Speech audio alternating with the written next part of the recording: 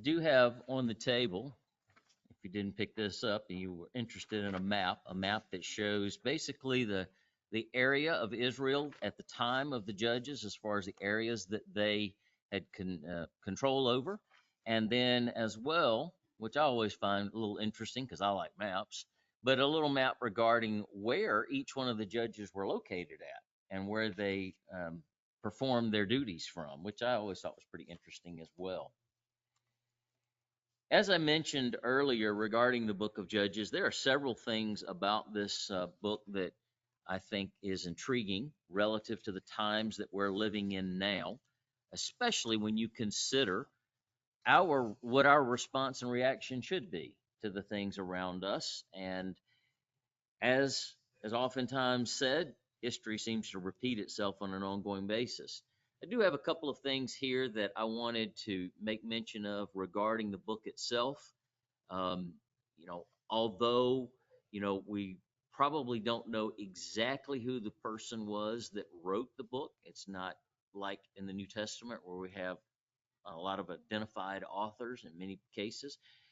Many speculate that Samuel was the person that wrote this. It's possible. When we consider the fact that as we go through the book of Judges, we'll see that there are 12 judges in the book of Judges. But you also have to consider that Eli was a judge and Samuel was a judge, and those were outside the book of Judges. So, there were some more that are listed there. But the timing of the book as well is something that I think is quite interesting when we consider it. Um, the book itself, many people speculate, is one of those books that covers a broad amount of history. Some speculate even up to 330 years. And think about that just for a moment. I mean, I don't know how your mind works. Mine works with what can I compare that to? Our nation this year, on July the 4th, will be 248 years as far as 1776 to now.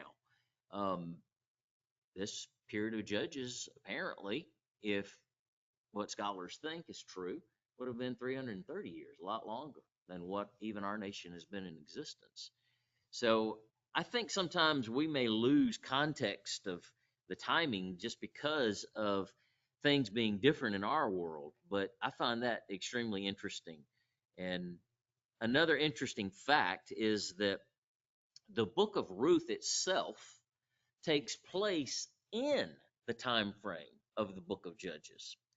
In fact, if you turn to Ruth 1:1, you'll see that it makes reference to the fact that that was at the time of the Judges. So Ruth would have lived during the time of the Judges in that period of time. Many people speculate that um, Ruth would have occurred around Judges chapter 6. Purely speculation. We don't know for sure. But it is interesting that the book of Ruth does tell exactly that very timing of what we're talking about, of when that book was written, when all those events with Boaz and Naomi and Ruth would have occurred. And as I referenced earlier, this is some speculation regarding the time periods. Again, I'm not sure that we know for sure what it is to be 100% accurate. I do see something that here is very important, I think, as well. When we consider the book, as I hear, it makes reference to the fact that it speaks to a time of gross sin.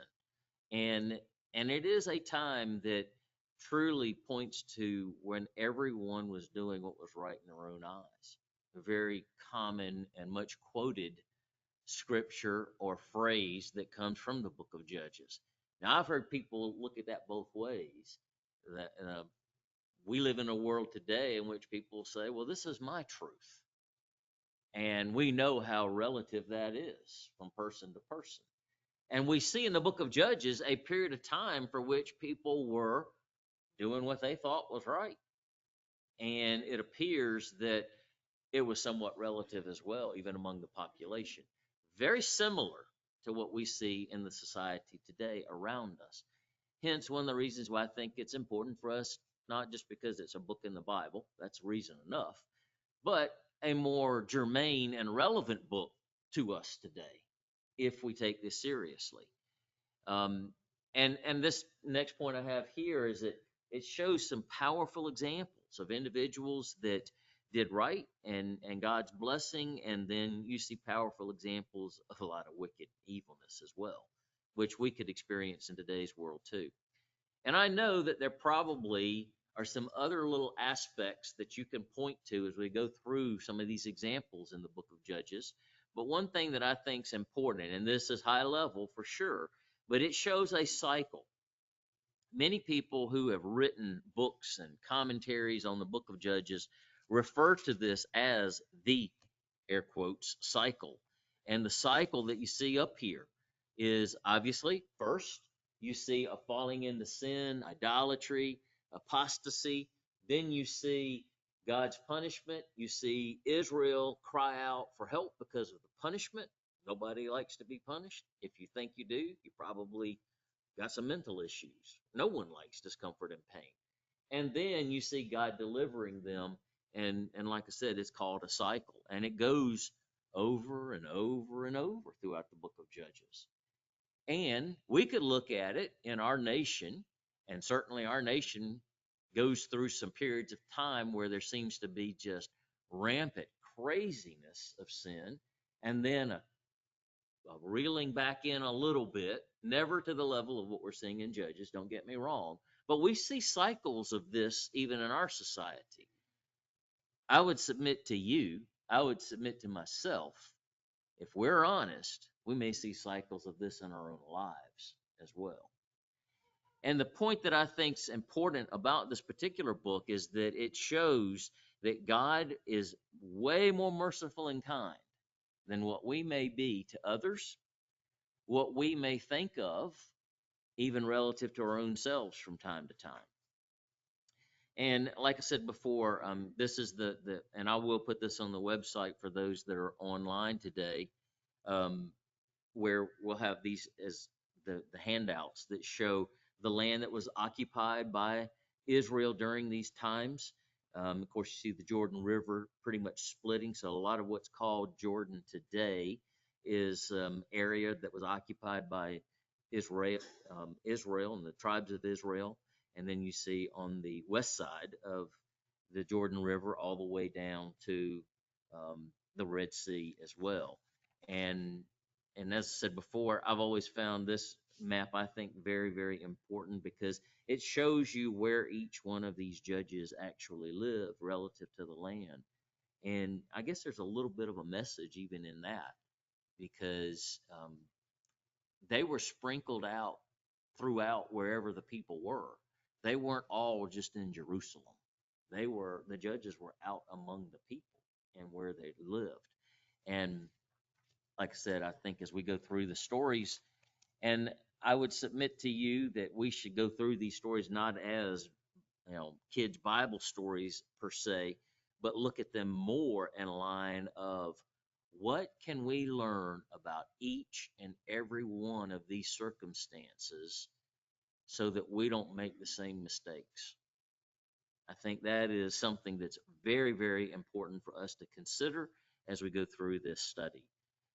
Chapter 1, these are just a couple of the quick highlights here. Judah and Simeon will go on a conquest. The Jebusites, who were living in Jerusalem at the time, are going to be a persistent group to fight against. You'll see the tribes of Joseph taking over and take Bethel.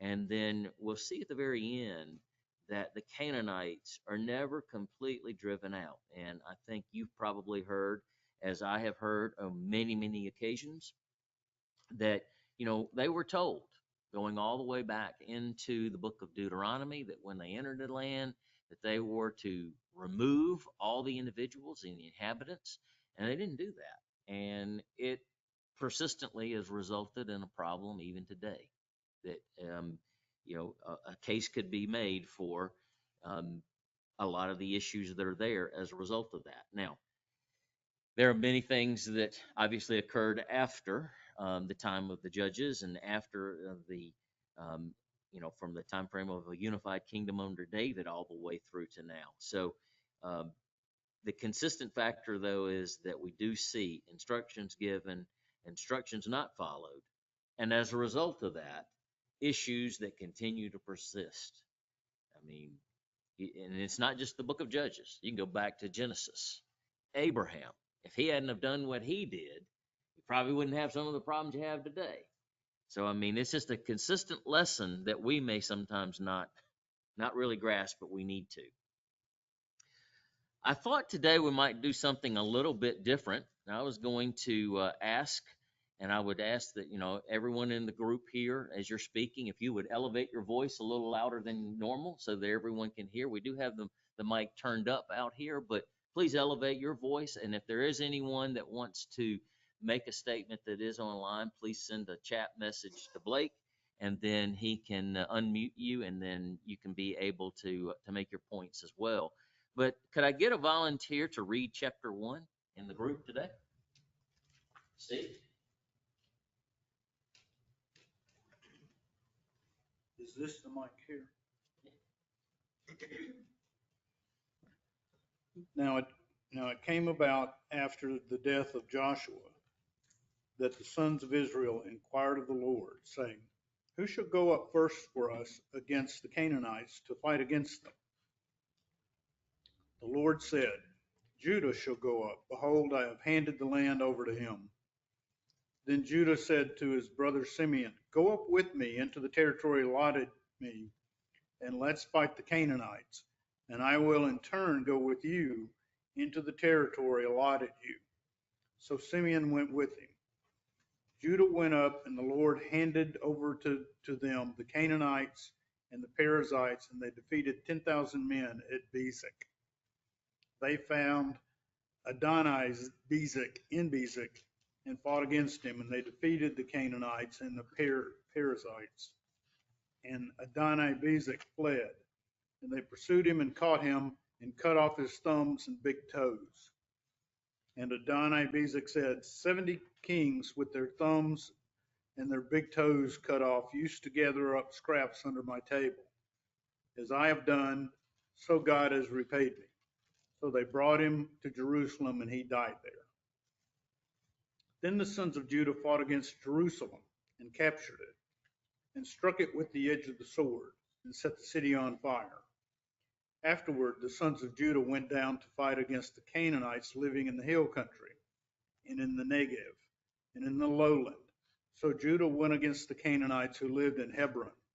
The name of Hebron was previously Kiriath Arba, and they struck Sheshai, Ammon, and Talmai. Then from there he went against the inhabitants of Debir. The name of Debir was previously Kiriath Sepher.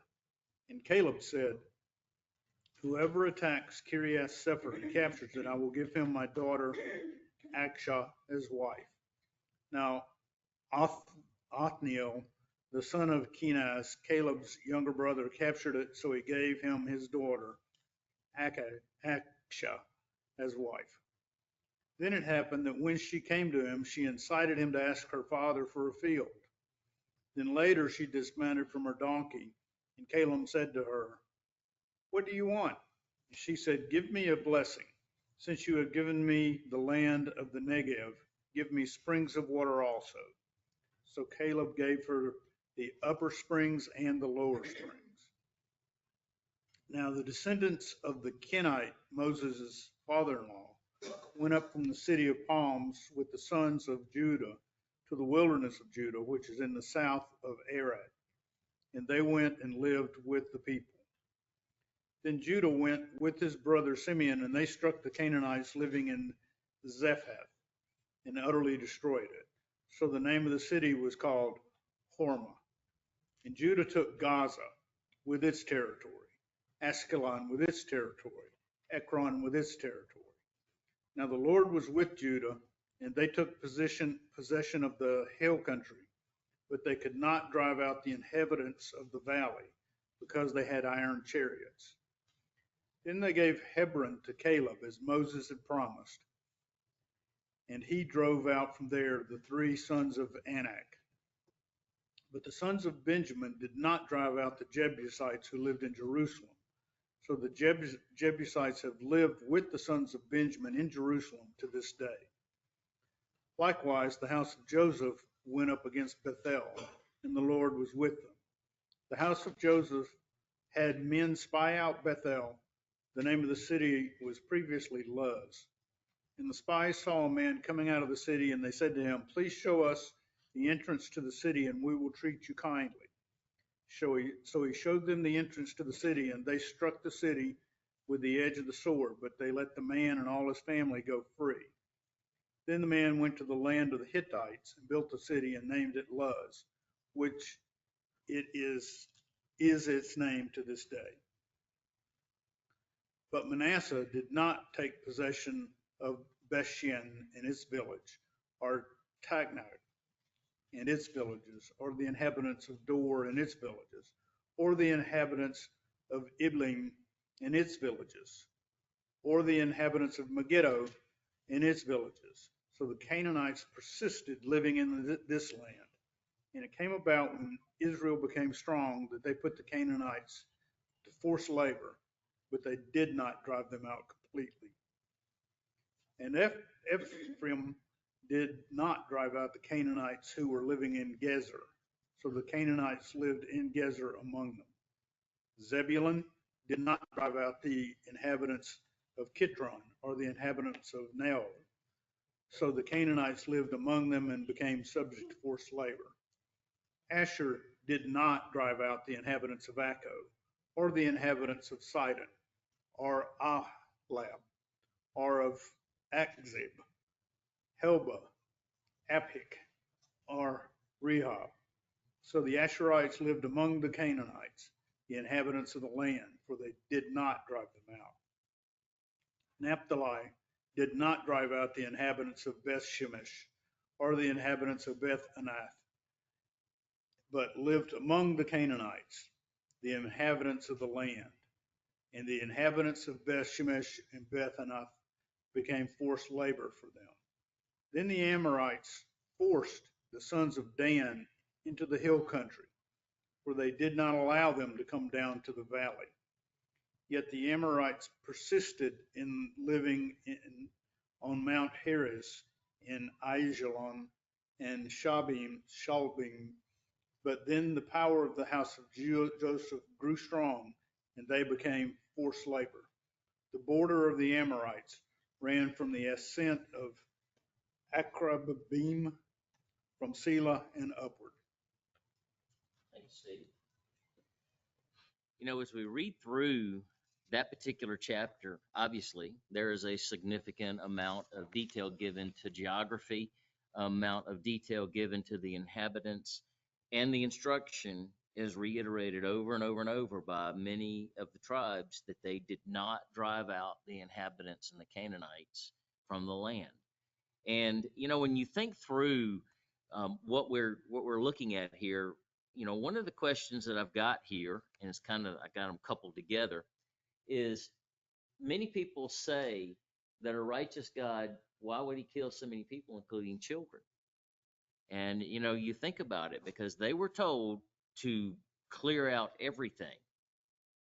They obviously didn't do it. But how would you answer the question today? Because we live in a society for which so many people would say, why would God even kill these innocent little children? Thoughts?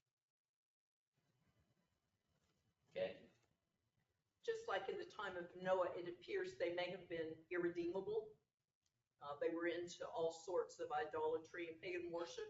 But the other thing that you'd have to look at history to know, from what I've read, the Israelites would send in advanced, I don't know what you call them, messengers, and they would tell the people, we're coming. So it isn't like they went in and just massacred. They would warn the people, leave, get out, go.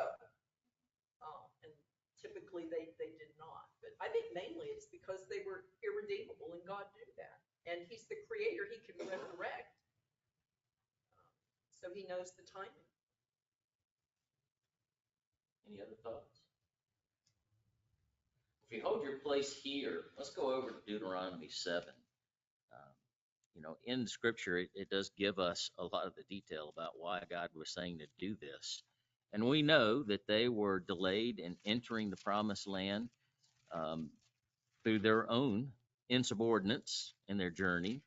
But there was a period of time for which the Israelites were in slavery in Egypt, and they were in slavery for that long period of time, and something more had to be done. And if you look in Deuteronomy 7, let's go to verse 2. It says, "And when the Lord your God delivers them before you, and you defeat them, then you shall utterly destroy them. You shall make no covenant with them, and shall no favor be given to them. Furthermore, you shall not intermarry with them, nor shall you give your daughters and your sons, or take their daughters, or for your sons. For they will turn your sons away from following me to serve other gods, and then the anger of the Lord will be kindled against you, and he will quickly destroy you." Continuing on, it says, "But thus you shall do to them.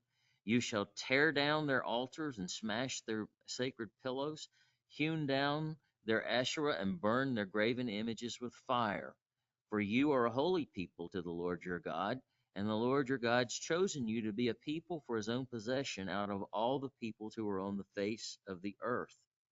Let's go over to Deuteronomy chapter 25. Deuteronomy chapter 25. These are some of the instructions given that we're now seeing as they begin to make more conquests. The book of Joshua references a lot of conquests, but here we see they're beginning to inhabit the land. And here we'll read verses 17 through 19. "Remember what Amalek did for you along your way when you came out from Egypt, how he met you along the way and attacked both you and the stragglers on your rear when you were faint and weary, and he did not fear God. Therefore, it shall come about that when the Lord your God has given you rest from all your surrounding enemies in the land in which the Lord your God gives you as an inheritance to possess, you shall blot out the memory of Amalek from under heaven. You must not forget." These are some clear instructions given right here of what was to occur.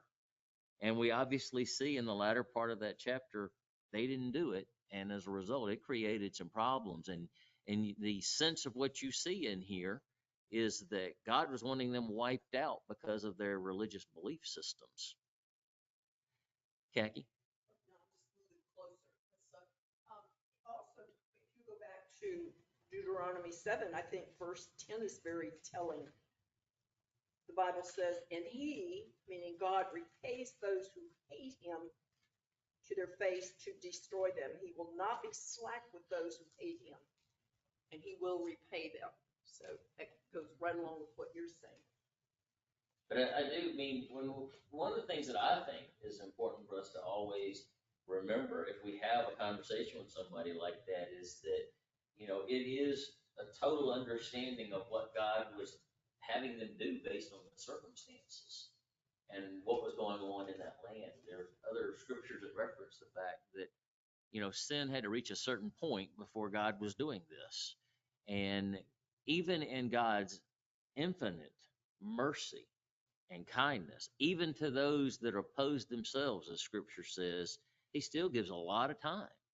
But there does reach a point where a judgment is made. And, we think through even looking to the future, where God reaches a point where he says, this is clean and this person's clean and this one's not.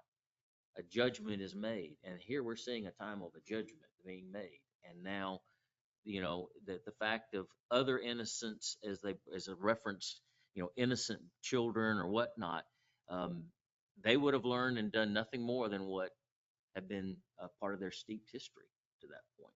And I think that is an answer to give. Anyone else have any thoughts? Steve? My saying is that Israel obeyed God about 20 minutes at a time Yeah. throughout the Bible. And when Joshua went in and destroyed Jericho, there was nothing other than Rahab's family left alive. He did there it went downhill. Agree with that statement. Bill?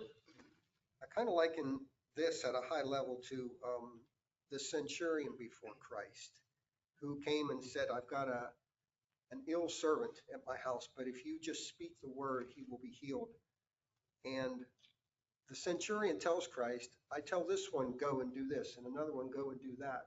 The foot soldiers don't have the big picture necessarily, but the generals at the top do.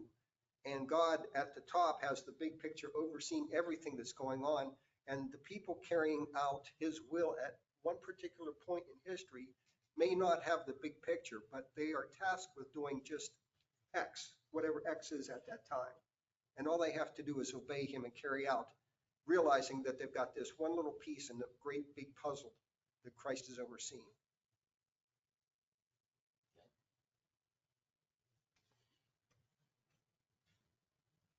What do you think are some of the reasons that God would give this command? I think we've already read through some of them. Obviously, the intermarriage and whatnot.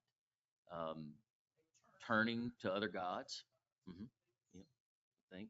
Steve? Well, the same thing happened to Solomon. He was like what Israel did times 1,000. He got 1,000 pagan wives. And it turned him. It can't not turn a human, apparently. Right. Any other thoughts? One thing that I'll say that we probably don't understand enough, some forms of archaeology have brought out a lot of this, but as far as what the Canaanite religions were, and that seems to be, at least my opinion, open it up for discussion, but it seems to be that was one of the main things that was really a concern of God's, going all the way back to Deuteronomy, that they're going to turn your hearts to these foreign gods and worship them. And it would be done through intermarrying. It would be done through all the process of then accepting in, belief systems that he did not want to be worshiped like. And we see a lot of that in cultural Christianity today. Cultural Christianity is nothing but an amalgamation of a lot of these Babylonian systems from the past. And we're not to worship God in the same way. But, when you think about some of the things that are part of that Canaanite religion that have been there and that God had allowed for these people, and we don't know for sure, we don't have recordings of this, but the whole time Israel is in slavery, he's given time to the Canaanites, and they never change, and they get worse as time goes on. False worship, false gods, there are things mentioned regarding, all the prostitutions and the temples that occurred in Canaan. And then, of course, the sacrificing of children to Moloch. One of those things that just, when the Israelites would, of course, as we see in the later chapters of the prophets, Jeremiah and Isaiah, we see that they adopted a lot of that into their beliefs. And they had temple prostitutes near the very temple of God. And, it just shows you how that can all happen and be a terrible thing to occur. And, where does it start? It starts not oftentimes with a big event. It's small events that continue to grow and grow and grow, like sin in life. Beth?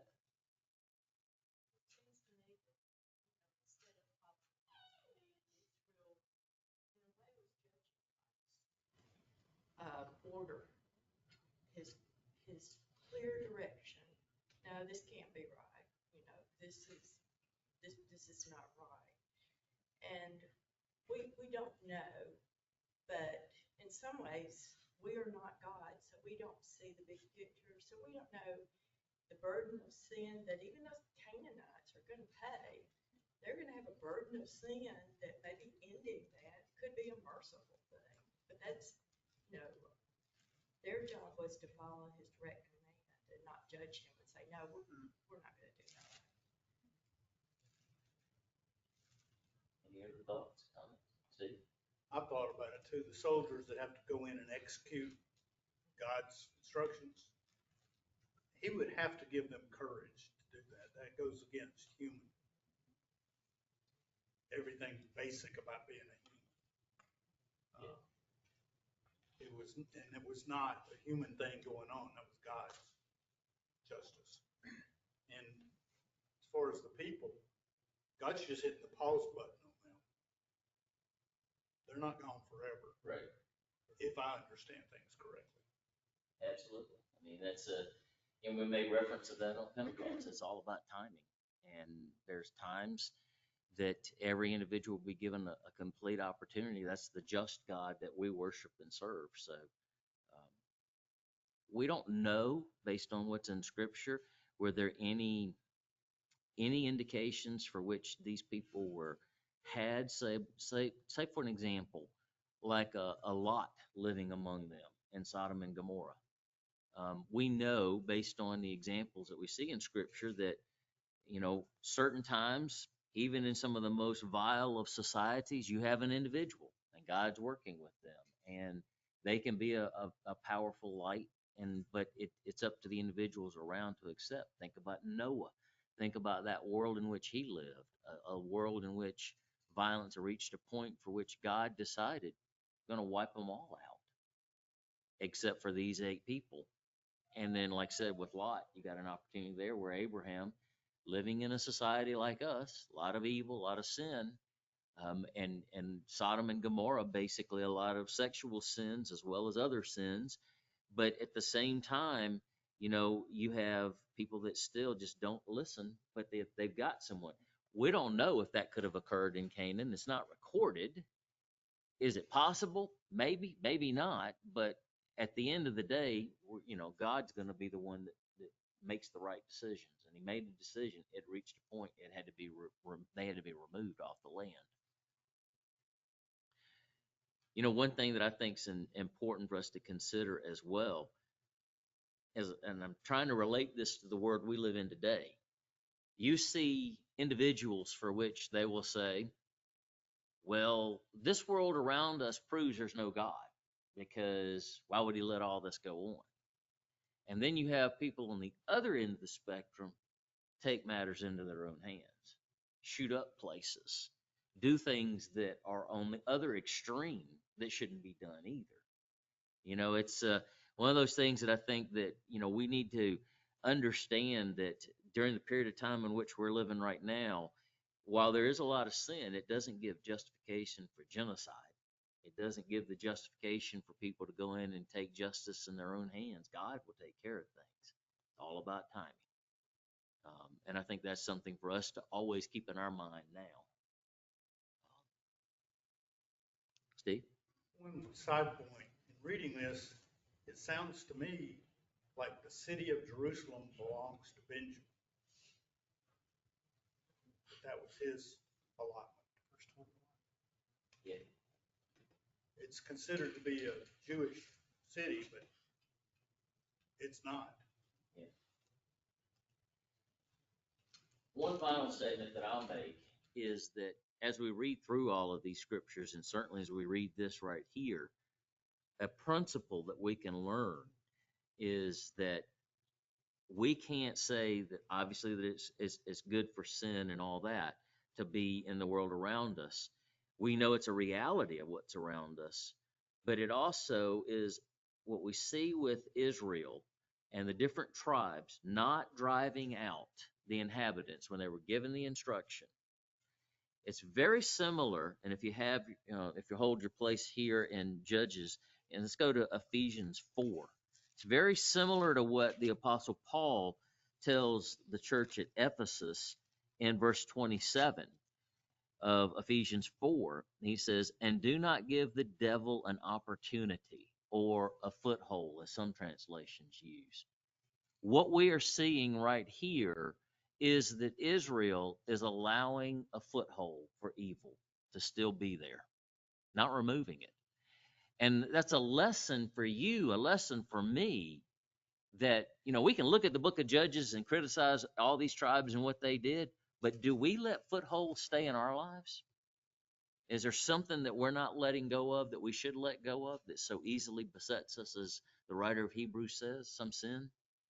I think it's a very similar parallel, just on a personal level. And I think that's a lesson that we can learn out of what we just read right here. chapter that Steve just read.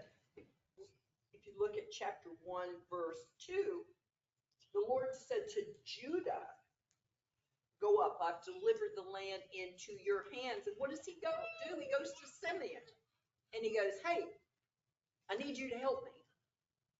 The Lord did not tell, the Lord was very specific to Judah, but they're already starting to fall away from obedience. And it takes obedience to have true faith. And to have faith, you must have obedience. And we're seeing it just right from the beginning. I guess he didn't believe God, that he needed help from Simeon's clan. Steve? Thought popped in my head, righteous Lot was comfortable enough that he didn't want to leave. He had to be bodily removed. It's true. We're not what we think we are. Exactly. Mr. Vogt, I'm sorry. I think some of this goes back to the reason that God killed the children. He knew that was going to be a foothold for evil to progress to another level. I think that's a true statement as well. I do find one last comment. I do find it interesting. And it is just so, I think, symbolic of the way our minds and the human carnal mind thinks. Why did they let these people stay there? So they could become tributars to them. It's all about money. And it's funny to say that, but think about it for a minute. While these individuals were not the same individuals that came out of Egypt in slavery, these were the descendants, possible first generation, maybe second generation. No doubt stories have been passed down as they were walking through the wilderness and even as they were getting into Canaan, of the things that their grandfathers and great-grandfathers had endured back in Egypt. And I don't know, maybe it's a human carnal nature thing to say, well, we were taken advantage of financially, so we're going to do the same thing to these people. I don't know, but I find it interesting that gets added in there each time, and it's all about the money. A root of evil that can be a problem, no doubt.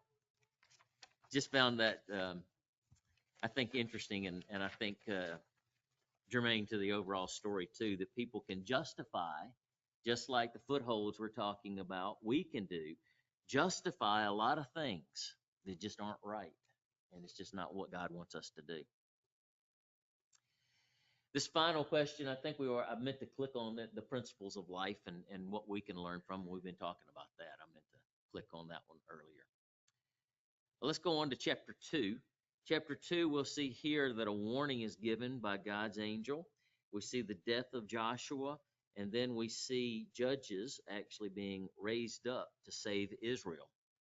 Can we get a volunteer to read chapter 2? Bill?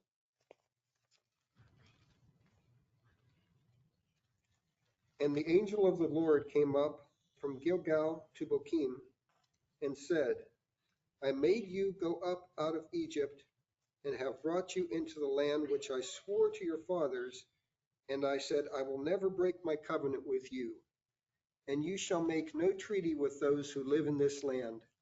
You shall throw down their altars, but you have not obeyed my voice. What is this that you have done? And I also said, I will not drive them out from before you, but they shall be thorns in your sides, and their gods shall be a snare to you.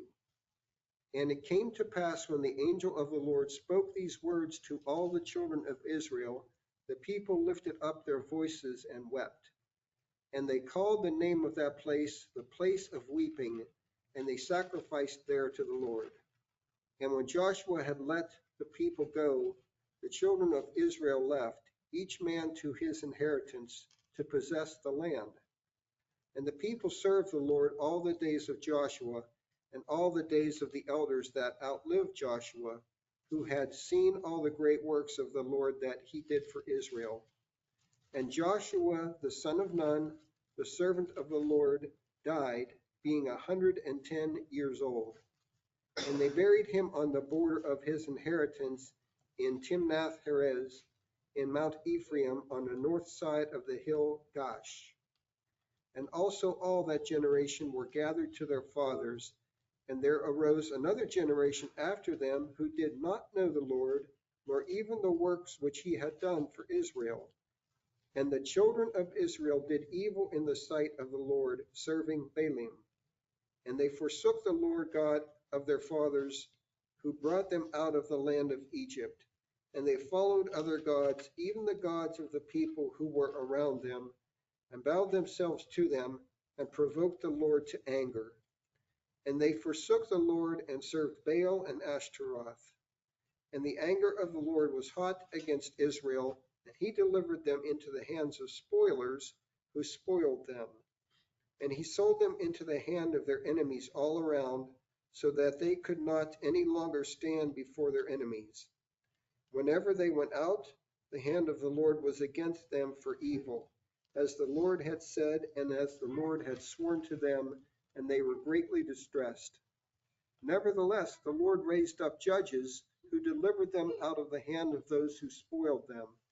And yet they would not listen to their judges, but they went lusting after other gods and bowed themselves to them. They turned quickly out of the way which their fathers walked in, for they had obeyed the commandments of the Lord. These, however, did not do so. And when the Lord raised judges up for them, then the Lord was with the judge and delivered them out of the hand of their enemies all the days of the judge. For the Lord took pity because of their groanings by reason of their oppressors and their crushers. And it came to pass when the judge was dead, they returned and made themselves more corrupt than their fathers in following other gods to serve them and to bow down to them. They did not cease from their own doings nor from their stubborn way. And the anger of the Lord was hot against Israel, and he said, because this nation has transgressed my covenant which I commanded their fathers, and has not obeyed my voice, also from now on I will not expel from before them any of the nations that Joshua left when he died, so that by them I may prove Israel, whether they will take care to walk in the way of the Lord, to go in it as their fathers did or not. And the Lord left those nations without driving them out quickly, and he did not deliver them into the hand of Joshua. Obviously, we see a direct fulfillment of what we saw in Deuteronomy 7. The whole concept of entering into sin, you see the concept of punishment coming, and then you see God sending judges, and then you see, unfortunately, a reverting, going all the way back again, same things over and over. This first question I have up here is, do you think the people followed, or why do you think they followed why Joshua and the judges were alive? Because it made a point to say that as soon as the judges died, they went right back into sin. See? It seems to me it said that those leaders saw everything that God did in Egypt and through the 40 years. They saw that. So there was like the ability for witnessing and Yeah, I testifying. saw this, Yeah. And And that all made these- an important impact. And this group of men behind Joshua say, yeah, we saw that. Yeah. Under Joshua and the elders, there was more of a centralized system of government, with the control and like Steve mentioned, God's ways were taught. But after Joshua died, it became more of a tribal system.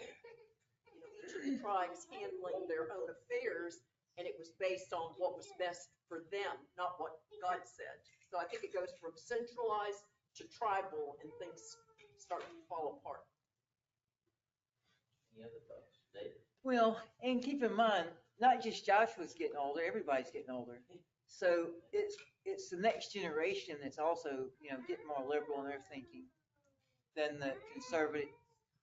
Obviously, the ones that believe Joshua more. And so that's probably part of it too. The leadership getting worse, but then also the people getting more liberal in their thinking and branching out to new ideas and stuff, right? Hey, Guys over here got a good idea. Let's bow down to this rock. Steve? Along that line, it mentioned somewhere here that the next generation didn't know about the things. That they weren't reading the word. Nobody was reading the word.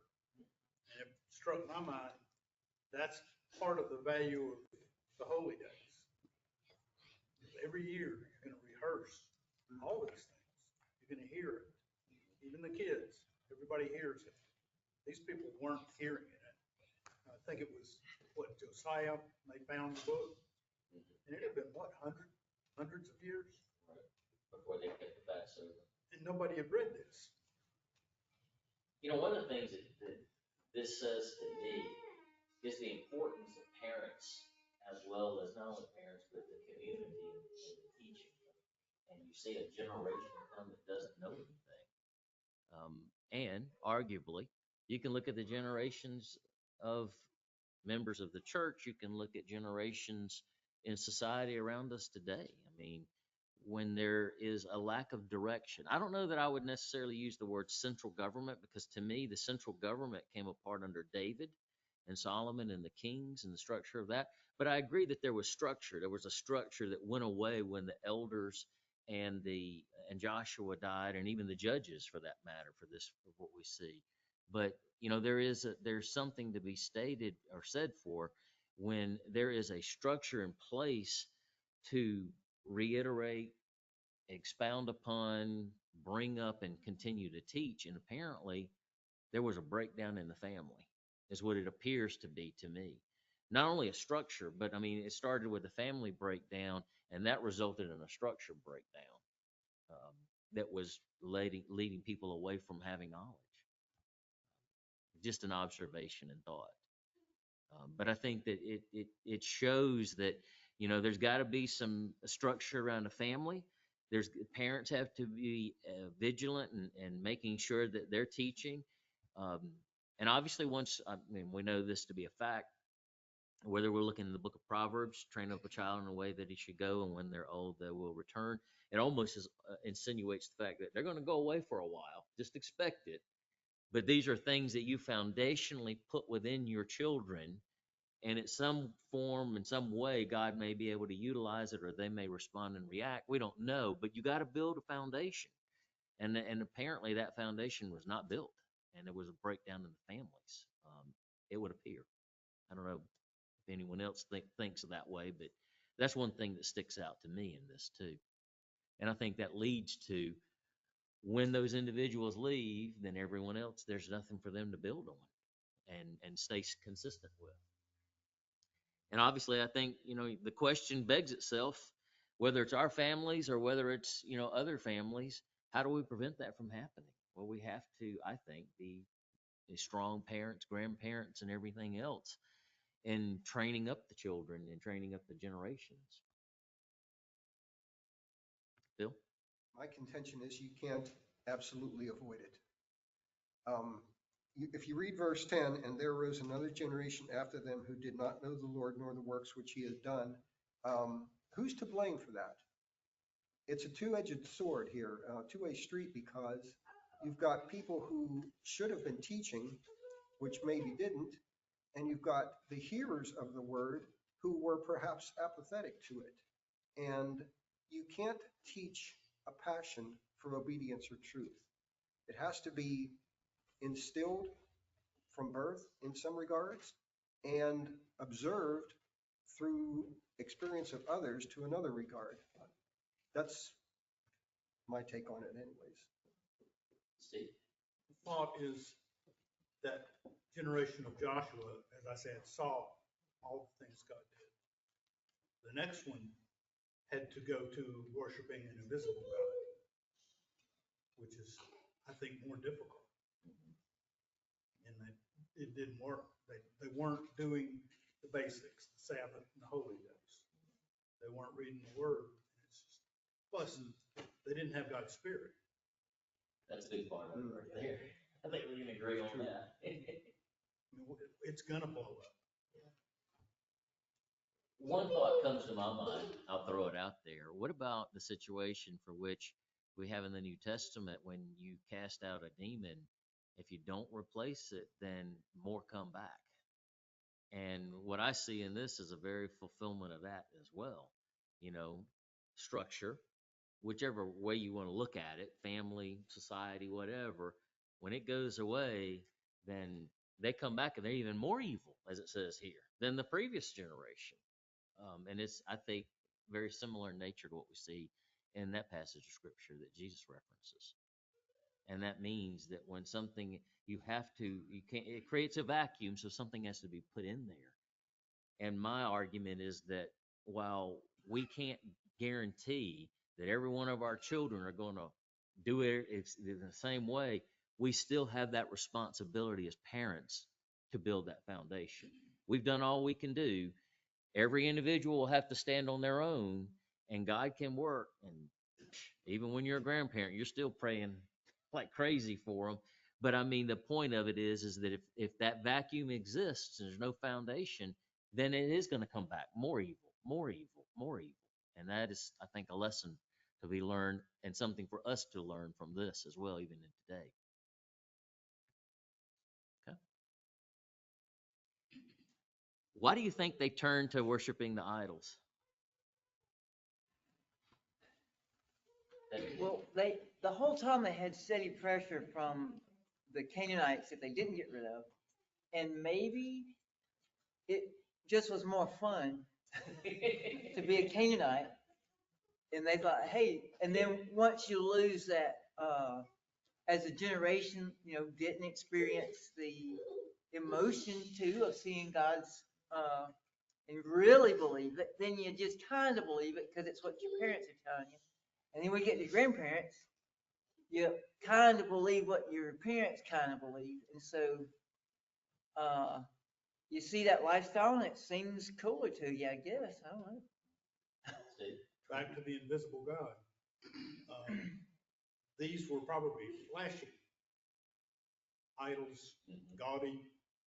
If you look at any of the pagan societies, they probably had gold on them. Think Vegas, they were flashy. And you could see them.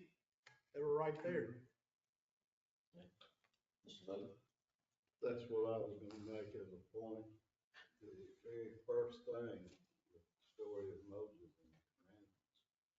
As soon as he got there, they were thinking, let's build something that didn't exist. You can see Moses, but just this God he's talking about, we can't see him at all. They could see that golden calf. And it went on from there. I find it interesting when you look at the golden calf situation. Of course, they came out of Egypt. They came out of an idolatrous society for sure. So that was what they had been steeped in. They lived in. So I mean, that was a bit of a progression. Here, I think it goes back to chapter 1 too.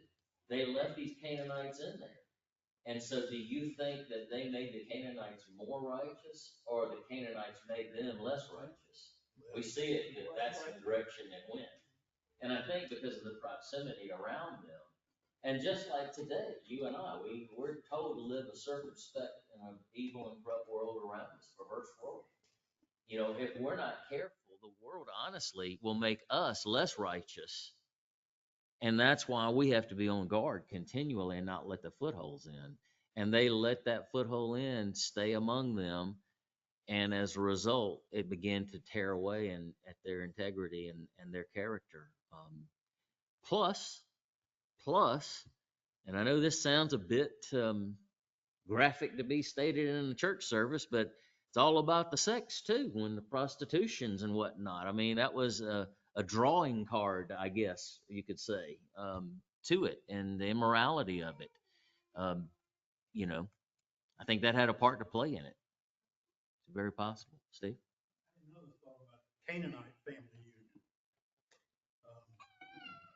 They had apparently parents and children, but some of these children were going to be burned. I don't think the tendency would be to not get real attached to them.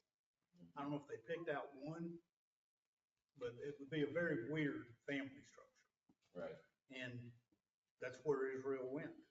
They ended up doing the same thing. Same thing. Without a doubt, without a doubt. And obviously, the thing that I think is important here is what do you think about the fact that in light of all this, God still didn't forget them? I mean, to me, that just speaks of a God that's way more understanding and gracious to us than we can possibly be to one another. And it speaks to, him looking at the long term sometimes and the bigger picture. And looking at it from God's perspective, he would probably think, if it weren't for Satan, these people would be okay too. But they are wholly given over to Satan at this point. So what do I do with them? Well, he had made promises to Abraham and he'd obviously chosen them. And so he's going to fulfill his purpose. He even told Moses, look, I'm just going to start over with you. So he could start over with a single person, but in this case, he decided to stick with them, basically. But yeah, it's because he had a purpose and he wasn't going to let anything detract from that. I mean, Jesus, he knew the Messiah was going to be descended from these people, so you had to keep at least one of them, basically. Yeah, their saving grace was the promise to Abraham. And I think it speaks highly about God's character. We see it in Ruth a lot, but it's that covenant love that goes all the way back, like you said. It is his covenant with his people, and he'll never forsake that, never abandon it. And the only thing that I would add to that too is that, and I agree with both of those statements, but I think to the fact of on a personal level, there are times, and maybe you care not to think about this or not, but there's times when you commit a sin and you think, how could I possibly go and ask for forgiveness for this again? And there are individuals that reach points of being despondent because of sin. And just this is a prime example in my mind of something for us to learn, that no matter how grievous the sin is, there's still a purpose, there's still a plan, and God, he can, work in ways that go beyond our mental capacity in order to get past things, I guess is what I'm saying. And it could be sins against us, or it could be sins we create as well and do. So I think that's something else to learn from this too, that we don't reach a point where we think, well, we've gone so far, we might as well just go all the way because nothing's going to, now it's over with. These people, they were really, really in a terrible way worshiping God and awful things they were doing. And yet he still didn't forget, because he sent the judges and he continued to send them. Let's go on to chapter 3. Chapter 3 here, we'll see that God is going to test Israel. We see Othniel, the first judge. We see another judge come on, Ehud. And then we also see a third judge, Shamgar, come on. And there's, I think, some interesting lessons here as well in each one of these. Could I get a volunteer to read chapter 3? Or not? Okay, well, I'll read it. Beginning in verse 1 of chapter 3, it says, "These are the nations that the Lord left to test all the Israelites who had not known any of the wars in Canaan, if only to teach warfare to the subsequent generations of Israel, especially to those who had not known it formerly. The 5 rulers of the Philistines and the Canaanites, the Sidonians, the Hivites, who lived in the mountains of Lebanon, and the Mount Baal-Hermon, and Lebanon-Hatham. These nations were left to test the Israelites to find out whether they would keep the commandments of the Lord, which he had given to their father through Moses. Thus, the Israelites continued to live among the Canaanites, the Hittites, the Amorites, the Perizzites, the Hivites, the Jebusites, and they took daughters of these people in marriage, gave their own daughters to their own sons, and served their gods. So the Israelites did evil in the sight of the Lord, They forgot the Lord their God. They served the Baals and the Ashtoreth. Then the anger of the Lord burned against them.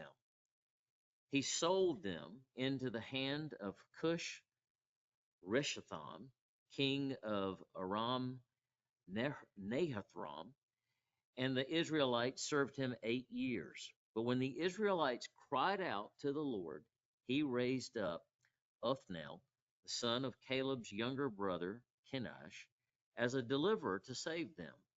The Spirit of the Lord came upon him, and he became Israel's judge and went out to war. And the Lord delivered Cushan Rashmoth, the king of Aram, into the hands of Othniel, who prevailed against him. So the land had rest for 40 years until Othniel, son of Keznon, died. Once again, the Israelites did evil in the sight of the Lord. So he gave Eglon, king of Moab, power over Israel because they had done evil in the sights of the Lord. After enlisting the Amorites and the Amalekites to join forces with him, Eglon attacked and defeated Israel, taking possession of the city of palms. The Israelites served Eglon, king of Moab, 18 years. And again they cried out to the Lord, and he raised up Ehud, son of Gurdon, a left-handed Benjamite, as their deliverer. So they sent him with tribute to Eglon, king of Moab. Now Ehud had made himself a double-edged sword, a cubit length, and strapped it to his right thigh under his cloak. And he brought the tribute to the king, or to Eglon, king of Moab, who was an obese man. And after Ehud had finished presenting the tribute, he ushered out those who had carried it in. But upon reaching the idols near Gilgal, he himself turned back and said, I have a secret message for you, O king. Silence, said the king, and all the attendants left. Then Ehud approached him while he was sitting alone in the coolness of his upper room. I have a word from God for you, Ehud said to the king as the king rose from his seat. And Ehud reached with his left hand, pulled the sword from his right thigh, and plunged it into Eglon's belly. Even the handle sank in after the blade, and Eglon's fat closed in over it, so that Ehud did not withdraw a sword from his belly. And Eglon's bowels emptied, and then Ehud went out through the porch, closing and locking the doors of the upper room behind him. After Ehud was gone, Eglon's servants came in and found the doors of the upper room locked. He must be relieving himself in the cool room, they said. So they waited until they became worried and saw that he had still not opened the door to the upper room. Then they took the key and opened the doors, and there was their lord lying dead on the floor. Ehud, however, had escaped with his servants waiting, and he passed by the idols and escaped to Sharon. On arriving in Sharon, they blew the ram's horn throughout the hill country of Ephraim, and the Israelites came down to him with the hills, and he became their leader. Follow me, he said, for the Lord has delivered your enemies, the Moabites, into your hands. So they followed him down and seized the fords in the Jordan leading to Moab, and they did not allow anyone to cross over. At that time, they struck down 10,000 Moabites, all robust and valiant men. Not one of them escaped. So Moab was subdued under the hand of Israel that day, and the land had rest for 80 years. After Ehud came Shemgar, the son of Anath, and he saved Israel, striking down 600 Philistines with an ox goad. So we see these three different judges come on the scene. We see a very elaborate detail given. I find it interesting with AI now. This is a side note. And you Google on a Google search and say, Judges of Israel. They will refer to Ehud as an assassin. Just all about language and what we're in today. So be careful what you Google and what you get, because you may get some different language up there. But I have a couple of questions here for us to think about. What command was Israel violating in verse 6? Verse 6, where it says they took daughters for themselves and gave as wives, and they gave their daughters to the sons to serve their gods. Pretty obvious what we read earlier, Deuteronomy 7. Specific instruction, don't do this. So what they did, they did it. And it led to all kinds of problems, obviously, even at that time. But I do think it's interesting. This phrase is used for the first time, and the Spirit came upon him in this case. What do you think is being referenced there?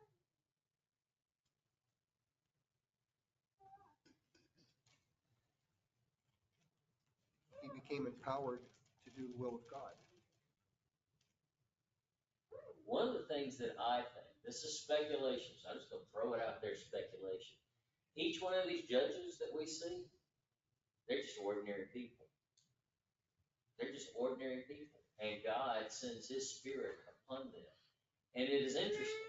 Many people speculate, we'll come to Samson sometimes later. If you look at some of the old Bible stories and the illustrations, you see this massively strong person. But really it says the Spirit of the Lord came upon him. It's very possible he would have been just an ordinary looking guy, that when the Spirit of God came on him, he began to have this strength that was not explainable through muscles and mass. He wasn't an Arnold Schwarzenegger back in that day. It's the power of God coming upon these people. And it's evidence of the fact of the comment you made earlier, Steve, that it's very obvious that there are a lot of these people who didn't have God's Spirit. So a point is being made that God's Spirit's coming on this person now to do this, because they didn't have it before. Beth? Chapter 2, verse 18, and it said, whenever the Lord raised up a judge for them, he was with the judge and saved them out of the hands of their enemies. So clearly saves, that's what's going on here. Mm-hmm. Yeah, sometimes I think when we look at these people, we think, even some of these judges aren't necessarily, I'll use the term, air quotes, righteous people. God selects them, God moves on them, and they start doing the right things, just like you and I. Without God's Spirit moving us, we're just like anybody else around us. And I know we don't like to think of that sometimes, but apart from God's Spirit moving you to be obedient and faithful and giving you understanding and all, you and I would be nothing more than anyone else in the society around us. It's the power of God's Spirit moving. And I think that's what we're seeing here. Any other disagreements with that or thoughts? Anybody else? Contra? Steve? Pops in my head is, it seems to me that over time, God's sent judges to both Britain and the U.S., which resulted in saving the world a couple times. Things you can't explain otherwise. I don't know. That's just an opinion. Also, one of them may have resulted in the destruction of the Soviet Union, single-handed, one man. Very good.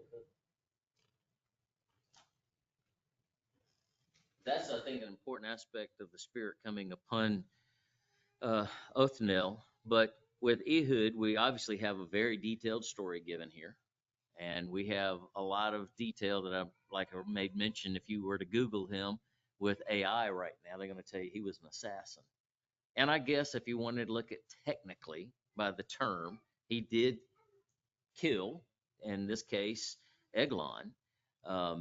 But oftentimes, the term assassin is for someone that did something that was of an evil intent, not of a right intent.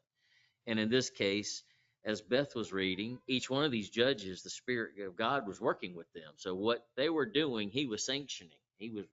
That was what he wanted done. And it's an interesting question here about why was he paying tribute? Why? Why do you think? They were under the all these people. Because they weren't obeying God, God let these nations rule over. And also, Ehud said, I have a message from God. Exactly, yeah. Yep, exactly. You know, the thing that I think is important here, and I'll just throw this out, and I know you may think, well, that's a small little detail. Jesus made reference when the Pharisees were trying to trap him about paying to Caesar and taxes. And he said, you render to Caesar what is Caesar's and to God what is God's. And there are individuals that think that, you know, a real Christian should not be paying tax money and giving their money to the government to do these unrighteous things and whatnot. And I'm not saying that they're righteous. I'm not saying that at all. But we see another example here of even in the society that Ehud's in, they're still paying their tax. And it is a consistent message. You pay your tax. Don't. But in this case, a message from God was to get rid of Eglon through Ehud. And that was a righteous act based on God's direction. God clearly says He determines the borders, the rulers, everything. He made a determination right there. Yeah. But I do think that that's a little important little detail that sometimes I've heard and read people making statements, even in Sabbath keeping churches. Yeah, I don't think it's a good idea for you not to pay your taxes. I think you need to be paying your taxes. God's looking, and we have Jesus' own words telling you to do that. So once that money leaves your accountants in there, they're responsible for that. Not that they can ask you not to pay it before you have money. But even if you live in society, I'm sure you should pay. So it doesn't say he said anything, but I wonder if he said anything. He said, I have a message from God. I wonder if the whole message was like the knife. He didn't even say anything. I don't know. Yeah. But maybe there was a message. It's just not recorded. Like, you have violated God's law. You must pay the penalty. It was just in quotes. I have a message from God, and then he gets the sword. I mean, to me, that's a little bit funny. It's like, but All right. And we don't really know that God gave him that message. well, He may God have- sent him, obviously. But right. Yeah. But there have been others who have said, you know, that they're speaking for God when they're really not, It could have been a lie and, to get him in the chamber. Yeah. you know, a suitable lie, because normally you're not supposed to kill people either. But I do think it's important to always keep in mind, just as Beth was reading in chapter 2, verse 18, that when the Lord raised up judges for them, it was the Lord who was doing the delivering, and he was moving them. And so there was obviously justification for it. It wasn't them acting on their own, that's for sure. And just like at the very end, we just have a very short period of time that's listed, or short scripture, should say, with Shamgar.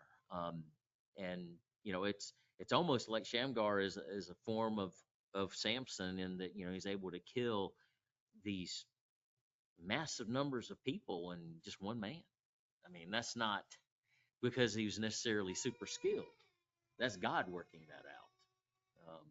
So I think that all of this does prove that each one of these individuals, and when we read these stories, it's proof of God was moving upon them to do things that were, I'll use the term supernatural, but they were definitely not normal things that any normal person does without God being a part of it, for sure. Mr. Bogan? He didn't even have a soul. Yeah, that's right. Yep. Well, we have appreciate all the comments and all the feedback, and we've definitely reached our limit of time for today. So we'll stop and we'll actually pick up. And this is good because we'll pick up in chapter 4 and 5 and 6. That'll be going through Deborah and Barak, which will be the next set of, or next judge, I should say. But hope this is helpful. As I said before, when I was reading through this, I just see so many things that are very similar to, one, the society we're living in today, as well as our need to learn from these lessons and not make these same mistakes over again. Khaki? Reading this today just really shouts to me that if we follow God, it will involve warfare. It's going to involve warfare. And the other thing that out of especially this chapter 3, just because the Israelites were given victory, that could be a sign of God's mercy. Not that they were doing things right, because they immediately fall back into that cycle of sin. But again, that talks of his character, his mercy, and his covenant love. This last guy, Shamgar, that's not even a Hebrew name from what I read. It's a pagan name. So does that mean that they were so integrated with the pagans that they're now giving their children pagan names? Could be. That would not be surprising. No, it would not. Would not be surprised. It just shows you how complete, the infiltration of sin can be. But I do, again, appreciate your comments, the interaction. Again, there's so much here for us to learn. I think it goes beyond just the normal little Bible stories we teach children. There are lessons here for us as children of God to learn and to assimilate into our religion. And I say our religion, our worship to God individually as well.